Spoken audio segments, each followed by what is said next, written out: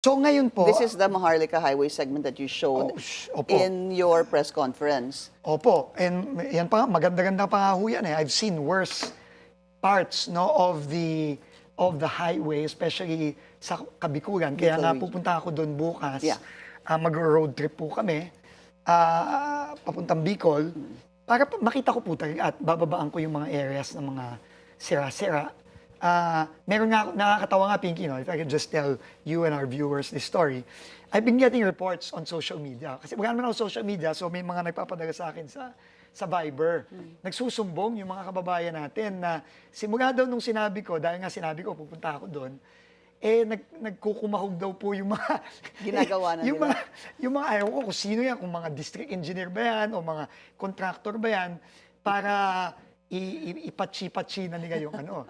Sabi ko, hindi naman ako maloloko nung ganun kasi alam ko naman how bad it is Okay. Pinky. And alam ko naman, yung magagawa nila mula ngayon hanggang Biyernes, talagang band-aid lang Band-aid yun. yan. Baka tinatambakan lang nila ng putik yun o ng graba yun. Alam na natin, sira kagad yun. Sec Vince, very important you said that. For baka example, kagaling matutuwa ako, magagalit pa ako gago dito sa ginagawa nila. so wag na silang mag-attempt. Wag na silang mag-attempt. Wag na nilang pagtakpan kasi magagaman ko din naman. Okay.